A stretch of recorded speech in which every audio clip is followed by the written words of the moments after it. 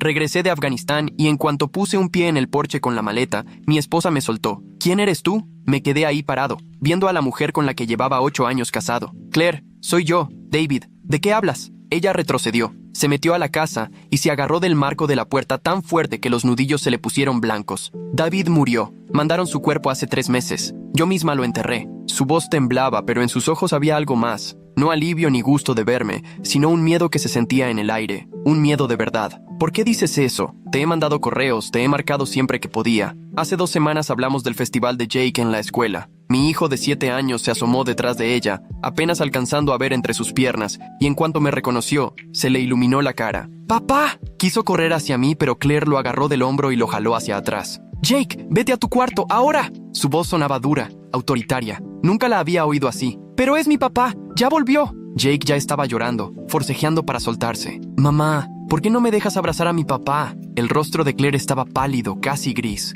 Ese no es tu papá. Tu papá está muerto. Yo vi el ataúd. Hablé con su oficial. Esto debe ser una broma de muy mal gusto. Y empezó a temblar, y en ese momento me di cuenta que tenía la otra mano escondida tras la espalda, buscando algo. Mi instinto reaccionó, y noté que en la bolsa trasera de su pantalón tenía el celular. Ya lo estaba agarrando. Claire, no sé qué fue lo que te dijeron ni qué pasó, pero estoy vivo. Estoy aquí. Déjame pasar y lo aclaramos. Hablé sin levantar la voz, sin sonar agresivo, aunque por dentro tenía la cabeza dando vueltas. ¿Cómo que pensaba que estaba muerto? ¿Quién le había dicho eso? ¿A quién enterró entonces? No te acerques, me soltó, cada vez más nerviosa y asustada. Voy a llamar a la policía. No sé quién eres ni qué clase de broma enferma es esta, pero tienes que irte ya. Jake lloraba detrás de ella. Mamá, por favor, es mi papá. Yo sé que es él. De pronto salió un hombre detrás de Claire y le puso la mano en el hombro. Alto, como de 40 y tantos, vestido de jeans y polo, como si estuviera en su propia casa. ¿Qué pasa, amor? Me vio y su cara cambió de inmediato. ¿Quién demonios eres tú? Sentí que el estómago se me caía. ¿Quién demonios eres tú? El tipo se puso enfrente de Claire y Jake, cubriéndolos como si me fueran a proteger de mí. Soy Ryan, el esposo de Claire. Te lo voy a preguntar una sola vez. ¿Quién eres y qué quieres? La palabra esposo me cayó como balde de agua fría. ¿Su esposo? Yo soy su esposo, David Morrison. Apenas acababa de regresar de Afganistán después de 10 meses fuera. ¿Qué estaba pasando aquí? La expresión de Ryan se endureció. David Morrison murió en acción hace 3 meses. Hubo un funeral. Claire recibió sus pertenencias. Así que no sé quién seas ni qué busques, pero más te vale irte antes de que te saque a patadas. El tipo era grande. Se notaba que hacía ejercicio y estaba listo para cumplir su amenaza. Yo levanté las manos mostrando las palmas. Miren, aquí hay un error muy grave. ¿Por qué no nos calmamos y averiguamos qué pasó? Claire, de verdad soy yo. Hazme una pregunta que solo David sabría. Claire ya lloraba. Le temblaba todo el cuerpo. El verdadero David tenía una cicatriz en el hombro derecho de cuando se cayó de la bici a los 12. Me pidió que me casara con él en Riverside Park, un martes de junio. Su mamá se llamaba Patricia y murió de cáncer cuando él tenía 19. Decía los datos como queriendo convencerse más a ella misma que a mí. Aquí tengo la cicatriz. Te pedí matrimonio el 15 de junio al atardecer. Mi mamá murió el 3 de marzo de 2011. Empecé a subirme la manga para enseñarle la cicatriz, pero Ryan se adelantó, amenazante. Eso lo puede saber cualquiera. Facebook, registros públicos, preguntando por ahí. No prueba nada, solo que investigaste antes de venir a asustar a una viuda y su hijo. Saqué mi cartera despacio. Saqué mi identificación militar. Mira, soy yo. Checa la foto, los datos. Llama a mi unidad, al BA, a quien quieras. Te juro que soy David Morrison y he estado vivo todo este tiempo. Ryan tomó la identificación, la revisó y rápido le tomó foto con su celular. Voy a mandarla a la policía. Si eres un impostor o un ladrón de identidad, lo van a averiguar en corto. Ryan empezó a hablar por teléfono mientras Claire me veía con una cara que no sabía si era miedo, confusión o tal vez un poco de reconocimiento. David tenía una marca de nacimiento en la cadera izquierda, como una lunita, dijo bajito. Si eres él, enséñamela. Me levanté la camiseta del lado izquierdo, mostrándole la marca que siempre me dio pena de adolescente, hasta que una vez Claire me la besó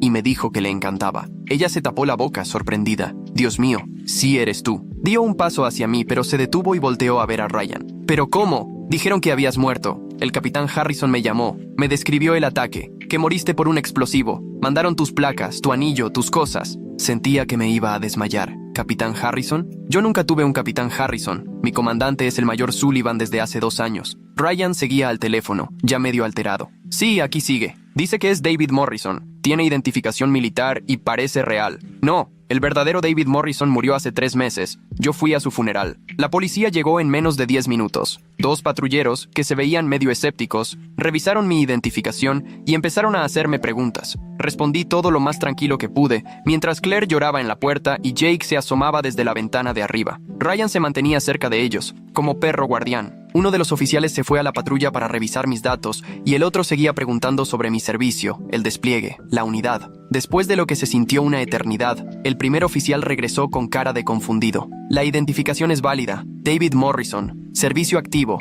actualmente desplegado en Afganistán. Según los registros, está vivo y le quedan 2 semanas de despliegue. Me miró directo. Señor, ¿puede explicar por qué está aquí si se supone que debería estar en el extranjero? Saqué mis papeles de baja. Me dieron permiso anticipado. Mi rotación terminó antes porque ajustaron el calendario. Aquí están las órdenes. El oficial las revisó mientras el otro hacía más llamadas. Esto ya se sale de nuestras manos, dijo al final. Necesitamos que venga la policía militar o los federales. O es un error administrativo enorme, o aquí pasa algo muy raro. Nos pidieron ir a la estación. A Claire, a Ryan y a mí. Jake se quedó llorando y confundido con un vecino. En la estación, nos separaron a cada uno en un cuarto diferente. Estuve 3 horas bajo el interrogatorio de 2 investigadores militares que llamaron para revisar mi caso. Analizaron cada detalle de mi historia, checaron mis huellas digitales, hablaron con mi unidad en Afganistán y hasta localizaron a mi antiguo comandante del despliegue anterior. Al final, una mujer con uniforme entró, se sentó frente a mí y se presentó. Sargento Morrison, soy la teniente coronel Webb, de la CEID,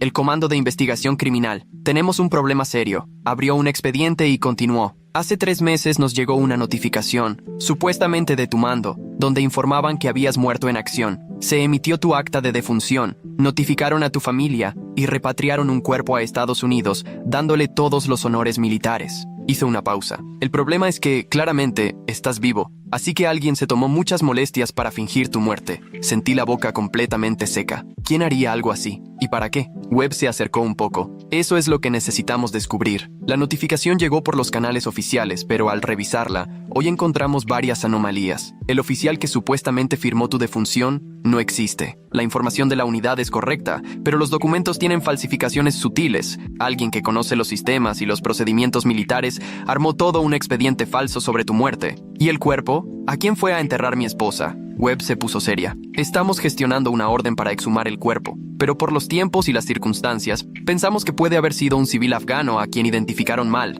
ya sea por accidente o a propósito. Sacó más papeles. Sargento, necesito que pienses bien. ¿Quién se beneficiaría de que te declararan muerto? ¿Quién tenía acceso a tu información personal? ¿Quién sabía lo suficiente de ti y de tu despliegue para hacer algo así? Me quedé pensando, repasando posibilidades. Mi esposa recibiría el seguro de vida y los beneficios por fallecimiento. Tenía una póliza de $400,000 con el seguro grupal SGLI, pero Claire no podía ser. Webb me observaba con atención. Tu esposa se volvió a casar rapidísimo, apenas 6 semanas después de que supuestamente moriste, con Ryan Kendrick, un asesor financiero especializado en familias militares y beneficios para veteranos. La sospecha quedó en el aire entre nosotros. ¿Cree que Claire y Ryan lo planearon? ¿Que fingieron mi muerte para cobrar el seguro? Me sentía fatal, pero recordé la cara de Claire al verme. Parecía realmente sorprendida. El miedo en sus ojos era auténtico. Webb sacó más documentos. O tal vez se sorprendió porque pensó que a quien pagaron para hacer esto sí te había matado. Y verte significa que su plan no funcionó. Me mostró estados de cuenta, correos electrónicos y mensajes de texto entre Claire y Ryan que tenían más de 1 año desde que yo estaba desplegado. Hablaban de pólizas de seguro, de cómo tramitar los beneficios por defunción y de buscar a alguien que ayudara con el papeleo. Me temblaban las manos mientras los leía. Yo estaba en Kandahar, haciendo seguridad de convoyes y operaciones en la base, todo normal. ¿Cómo pudieron siquiera pensar en algo así? ¿Cómo finges una muerte teniendo a mi unidad ahí mismo? Webb me explicó lo que habían reconstruido. Alguien con acceso a las bases de datos militares metió reportes falsos de bajas. Seguimos buscando quién fue, pero todo apunta a un infiltrado, alguien de administración o quizá un hacker. La persona que enterraron seguramente fue una víctima local de un ataque real con explosivos. Tus cosas personales de tu casillero se las llevó alguien con acceso a la base, quizás sobornado o pagado para robarlas. Todo se planeó para que pareciera legítimo. Me enseñó fotos de Ryan. Ryan Kendrick tiene un hermano, Michael Kendrick, que trabaja como contratista en bases militares en Afganistán y tenía acceso a las áreas de personal. Creemos que él fue quien robó físicamente tus pertenencias y pudo estar involucrado en el intercambio de identidad con el cuerpo. Me tuvieron en la estación mientras arrestaban a Claire y Ryan. Los vi cuando los trajeron por separado. Claire llorando y protestando, Ryan callado y con la cara dura. Jake quedó mientras tanto bajo resguardo de los servicios de protección infantil hasta que se resolviera la custodia. Yo quería ir con él y explicarle algo, pero me dijeron que era mejor esperar a que todo estuviera más claro. En los días siguientes, conforme avanzaron las investigaciones y los interrogatorios, fue saliendo todo a la luz. Claire y Ryan tenían una relación desde hacía más de un año. Empezó cuando Ryan la ayudó con unos papeles de seguro mientras yo estaba desplegado. Armaron un plan para declararme muerto. Así Claire cobraba el seguro y podían estar juntos sin pasar por un divorcio. El hermano de Ryan, Michael, fue clave. Trabajaba como contratista de suministros en la base aérea de Bagram y tenía acceso a las áreas de personal. Le pagaron $50,000 para robar mis pertenencias y ayudar a crear el expediente falso de mi muerte. El cuerpo que enterraron era de un civil afgano muerto en un ataque real a un convoy. Michael ayudó a que lo identificaran como yo, falsificando registros dentales y alterando muestras de ADN. La notificación de mi muerte pasó porque alguien de la cadena administrativa, aún sin identificar,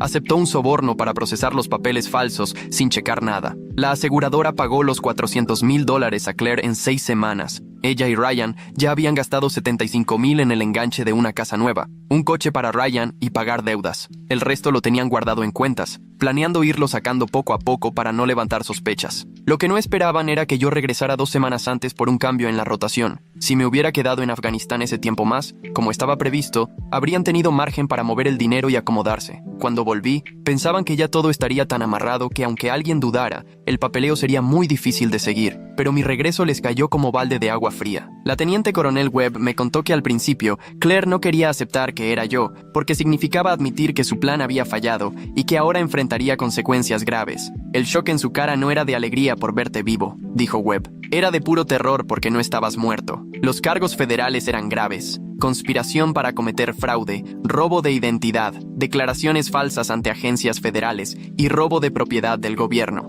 Michael Kendrick fue arrestado en Bagram y le sumaron cargos adicionales por su participación. La persona de administración que se encargó de los papeles falsos terminó siendo un sargento endeudado por las apuestas, al que le dieron $30,000 por hacerse de la vista gorda. Pedí la custodia de emergencia de Jake y me la dieron en cuanto expliqué la situación. Cuando por fin lo volví a ver en la oficina del DIF, se me echó encima y no me soltaba, llorando en mi pecho. Sabía que eras tú. Le dije a mi mamá, pero no me creyó. ¿Por qué no me escuchó? ¿Cómo le explicas a un niño de 7 años que su mamá intentó fingir la muerte de su papá para sacar dinero? La terapeuta que le asignaron dijo que lo mejor era enfocarnos en que yo estaba vivo y que íbamos a estar juntos, dejando los detalles para cuando estuviera más grande. Jake no dejaba de preguntar por Claire. ¿Dónde está mi mamá? ¿Cuándo la voy a ver? ¿Por qué no puede regresar a la casa? Las visitas supervisadas en la cárcel eran de lo más dolorosas. Claire lloraba y trataba de explicarle que había cometido errores muy graves, pero que lo quería mucho. Jake estaba entre confundido y enojado, y no entendía por qué le había dicho que yo estaba muerto si no era cierto. Ella simplemente no tenía una explicación que hiciera sentido para un niño. Cuando exhumaron la tumba, confirmaron justo lo que los investigadores pensaban. El cuerpo era de un civil afgano de mi edad y complexión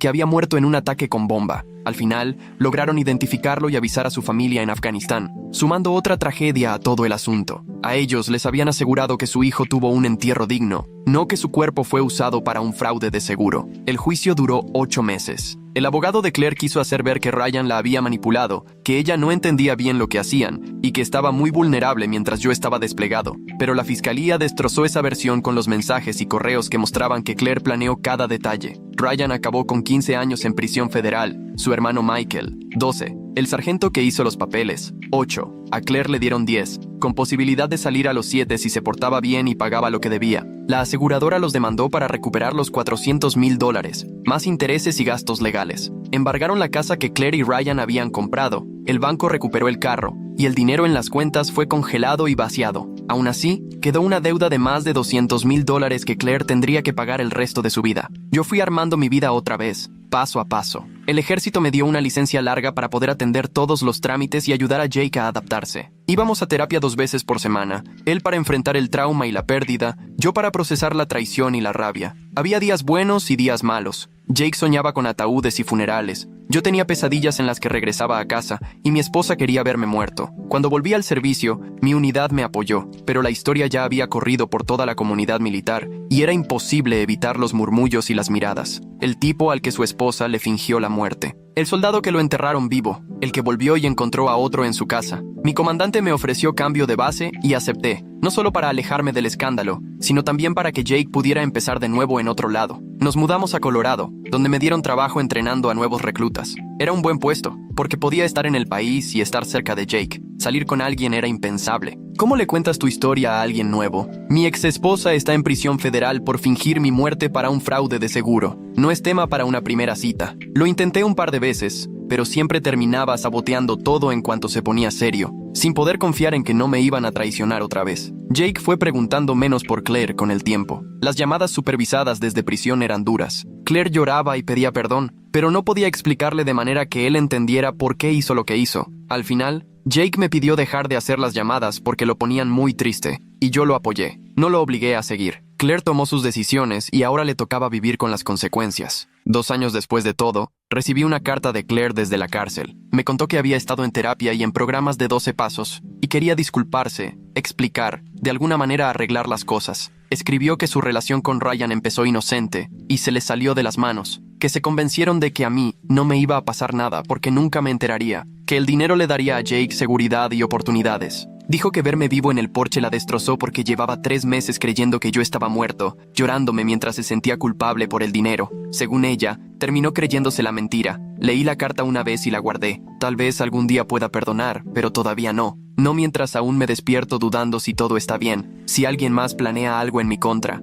No mientras Jake, de vez en cuando, todavía pregunta si soy real o si todo es un sueño. El pleito con la aseguradora tardó 3 años en resolverse. Recuperaron casi todo el dinero, pero a mí me dieron $50,000 por el daño emocional y el robo de identidad. Ese dinero lo guardé para la universidad de Jake. Cuando me preguntó para qué era, le dije que era para asegurarme de que tuviera oportunidades, que algo bueno podía salir de algo tan malo. El teniente coronel Webb seguía en contacto y me avisaba cuando salía algo nuevo de la investigación de fraude. Mi caso destapó otras muertes sospechosas de militares y encontraron 2 casos más donde fingieron muertes para cobrar el seguro. El ejército cambió todo el proceso de reporte de bajas, agregando más verificaciones y auditorías externas para evitar fraudes en el futuro. No es mucho consuelo, pero al menos algo bueno salió de todo este lío. Jake empezó a decirme "pa" en vez de papi cuando tenía como 9 años, porque ya quería sentirse más grande. Le iba bien en la escuela, tenía amigos, jugaba fútbol. La gente en el nuevo pueblo no sabía nuestra historia, así que eso le ayudó a sentirse como cualquier otro niño. Cuando le preguntaban por su mamá, él solo decía que vivía lejos y casi no la veía, que tampoco era mentira. Cuando cumplió 12, sentí que por fin habíamos encontrado nuestro ritmo. Teníamos nuestras rutinas, nuestros chistes y nuestra manera de ser familia, aunque solo fuéramos los dos. Él sabía que su mamá había hecho algo muy grave y que estaba pagando las consecuencias, pero nosotros no nos clavábamos en eso. Preferíamos enfocarnos en salir adelante. Claire mandaba cartas de vez en cuando, casi siempre para su cumpleaños o en Navidad. Yo siempre se las entregaba a Jake y lo dejaba decidir si quería leerlas o no. A veces las abría, a veces simplemente las dejaba a un lado. Jamás lo presioné. Ella le escribía diciéndole cuánto lo extrañaba, que estaba trabajando en sí misma y que ojalá algún día pudiera volver a ser parte de su vida. Cuando Jake cumplió 15, a Claire le dieron libertad condicional tras haber pasado 7 años adentro. Se había portado bien, terminó todos los programas de rehabilitación y convenció a la junta de que sí estaba cambiada. Se fue a vivir a una casa de reinserción social a 3 estados de distancia y consiguió trabajo en una tintorería. Un día llamó, preguntando si podía ver a Jake. Él ya tenía edad para decidir, así que le pregunté. Se tomó un par de días para pensarlo, y al final dijo que sí, pero solo si yo iba con él. Nos aventamos 6 horas de carretera hasta llegar al centro de visitas supervisadas. Claire se veía más grande, más delgada, con canas que antes no tenía. Cuando vio a Jake, se soltó llorando. Él ya era más alto que ella, y parecía un chavo, no el niño pequeño que recordaba. Platicaron 1 hora mientras yo me hacía a un lado, nomás observando. Ella le preguntó de la escuela, de sus gustos, de su vida. Jake le contestó con educación, pero con cierta distancia, como si hablara con alguien que apenas conocía. Y pues, en cierta forma, así era. De regreso, Jake venía callado. Al rato dijo, no creo que quiera verla otra vez en un buen rato. Tal vez cuando sea más grande y sepa qué decirle, pero ahorita no. Le dije que estaba bien, que tomara el tiempo que necesitara, que no había prisa por definir su relación con ella. Él solo asintió, le subió a la música y el resto del camino fuimos en un silencio tranquilo. Después de 22 años en el ejército, me retiré buscando un cambio. Encontré chamba como contratista entrenando personal de seguridad. Mejor sueldo, más estable y ya sin andarme desplegando cada rato. Jake tenía 17 y andaba viendo universidades. Fuimos juntos a visitar campus. Platicamos de su futuro. Hicimos planes como cualquier familia normal. A veces la gente me preguntaba si alguna vez supe por qué Claire lo había hecho. más allá del dinero o la infidelidad. Los psicólogos decían que tenía broncas de abandono desde niña, que mis ausencias le causaban miedo y coraje, que justificó todo como una forma de controlar algo en su vida. Tal vez sí, tal vez era algo más complicado que la pura avaricia. Nunca lo sabré con certeza, y después de tanto tiempo, aprendí a hacer las paces con eso. Lo importante era que Jake y yo habíamos salido adelante, que logramos construir algo bueno de una situación horrible, que cuando la gente le preguntaba por su papá, él podía decir que yo era un militar retirado que ahora trabajaba en seguridad, no el hombre al que su mamá trató de desaparecer. Jake se graduó de la prepa entre los mejores de su generación y lo aceptaron en varias unis buenas. En la graduación dio un discurso sobre la resiliencia y cómo superar la adversidad sin entrar en detalles, pero cuando agradeció a su papá por enseñarle lo que es la verdadera fortaleza, vi a varios maestros que sabían nuestra historia emocionarse hasta las lágrimas. Esa noche lo celebramos en su restaurante favorito, solo nosotros dos, como siempre. En 3 meses se iba a la universidad y yo ya me mentalizaba para la casa vacía, pero la verdad es que estaba bien orgulloso del hombre en el que se estaba convirtiendo. Honesto, trabajador, alguien que valora la confianza pero no es cínico. Supo convertir el trauma en sabiduría. La última vez que hablé con Claire fue un par de años después de que salió, cuando me llamó para pedirme que firmara unos papeles que le permitieran mudarse a otro estado por trabajo. Sus condiciones de libertad lo exigían porque Jake todavía era menor y había temas legales de custodia. Primero hablé con Jake. Él ya tenía 19 y estaba en segundo año de la uni y me dijo que le daba igual dónde viviera ella. Es mi mamá biológica, pero tú eres mi papá, me soltó. Haz lo que te haga la vida más fácil. Firmé los papeles y los mandé por correo. Ni una llamada de por medio. Claire se mudó a Oregón y ahí se cortó todo contacto.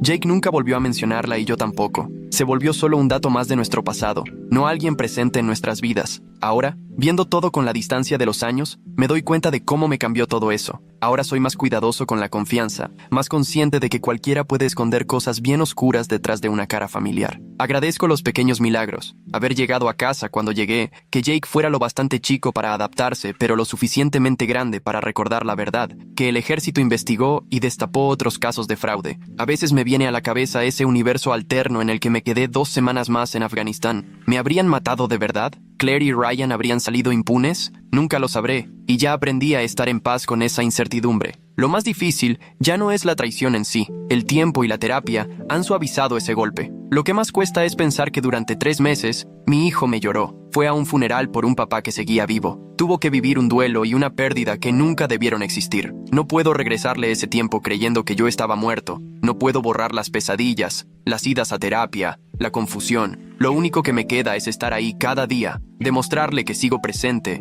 y que no pienso irme. Jake tiene 25, trabaja como ingeniero, sale con una chava buena onda que conoció por amigos. Me llama cada domingo, nos mandamos mensajes en la semana y nos vemos cuando hay fiestas o cumpleaños. Nuestra relación ya no es solo de padre e hijo, sino de 2 personas que pasaron por algo bien duro y que, a pesar de todo, se siguen preocupando por el otro. Eso es más de lo que muchas familias pueden decir. Me preguntan si guardo rencor, si odio a Claire por lo que hizo. La neta, ya ni pienso en ella lo suficiente para odiarla. Es una persona que tomó decisiones terribles, arruinó su vida y casi arruina la mía. Perdió a su hijo, su libertad, su reputación, años de su vida en la cárcel. Eso ya es suficiente castigo como para que yo todavía le cargue con mi odio. Lo que pasó me enseñó algo que ojalá nunca hubiera aprendido, que cualquiera es capaz de lo peor si se le juntan las circunstancias equivocadas, que el amor puede volverse irreconocible, que la persona con la que compartes la cama podría estar planeando tu funeral sin que te des cuenta. Pero también me enseñó una fuerza que ni yo sabía que tenía, el amor incondicional entre un padre y su hijo, y el respaldo de una comunidad militar que nos apoyó cuando sentí que todo se venía abajo. Si pudiera regresar el tiempo y evitar lo que pasó, ¿lo haría? Claro que sí, pero no se puede. Así que en vez de quedarme ahí, mejor me enfoqué en lo que logré construir entre las ruinas. Una buena relación con mi hijo, una segunda carrera que me llena, y una vida quizá más sencilla y cautelosa de lo que imaginé, pero honesta y real. Y con eso, tengo suficiente. El año pasado, justo en el aniversario del día en que llegué a mi casa y encontré a Ryan ahí, Jake me llamó de la nada. Solo quería darte las gracias, me dijo, por cómo manejaste todo, por no obligarme a tomar partido ni hacerme sentir culpable, por dejarme procesarlo a mi manera. Sé que no fue fácil para ti. Le contesté que nunca tenía que agradecerme por ser su papá, porque eso hacen los padres. Están ahí, cuidan, hacen lo mejor que pueden, aunque a veces eso no parezca suficiente. Platicamos como 1 hora de puras cosas cotidianas, poniéndonos al tanto de su trabajo, del mío, y haciendo planes para cenar juntos el próximo mes. Cuando colgamos, me quedé sentado en el porche recordando ese día de hace 10 años, cuando estaba parado en otro porche con mi maleta, viendo a una esposa que decía no reconocerme y sintiendo cómo mi vida se rompía en 1000 pedazos, para luego, poco a poco, ir armándose de nuevo, diferente, pero completa al fin. Las cicatrices ahí siguen, igual que la desconfianza y las pesadillas de vez en cuando, ese instinto de no creer que algo bueno sea verdad. Pero al final, las cicatrices son señal de que sanas, prueba de que las heridas cierran aunque dejen marca. Entré a la casa, saqué un álbum de fotos que casi no veo, y me quedé mirando imágenes de Claire y yo el día de nuestra boda, jóvenes y convencidos de que nada podía salir mal. Fotos de Jake de bebé, de niño, ese hijo que adoraba a su mamá y pensaba que el mundo era seguro. Me quedé viendo esas fotos de personas que no sabían lo que les iba a tocar vivir, y sentí algo que no era perdón, pero tampoco era odio, quizá compasión por lo que quedó de lo que pudo haber sido. Cerré el álbum y lo puse en su lugar. El pasado tiene su espacio, pero ya no manda en mi vida. Sobreviví a lo imposible, que me dieran por muerto en vida y regresar a que me arrebataran mi lugar. Si superé eso, puedo con lo que sea. Y tengo a Jake, que también salió adelante y se ha convertido en alguien de quien me siento muy orgulloso. Eso es suficiente, incluso más que suficiente. Lo demás solo son detalles de una historia que viví, de la que aprendí y que con el tiempo en su mayoría dejé atrás. Mañana me levantaré, iré a trabajar, llamaré a Jake y seguiré con mi vida, como millones que han enfrentado la traición y han encontrado la forma de seguir. Así es esto, sobrevives, te adaptas y construyes algo nuevo con lo que queda. Y quizá algún día, si alguien me pregunta por el momento más difícil que he pasado, tal vez les cuente de volver de la guerra y descubrir que mi esposa intentó borrarme de la existencia. O quizá solo le sonría y diga, todos tenemos nuestras batallas, y lo que importa no es lo que nos pasa, sino lo que hacemos con ello. De cualquier forma, aquí estoy. Los dos lo logramos. Y ese es el único final que importa. A veces, las peores traiciones vienen de quienes más queremos, pero sobrevivirlas demuestra de qué estamos hechos. Suscríbete si quieres escuchar más historias como esta. Nos vemos a la próxima. Cuídate.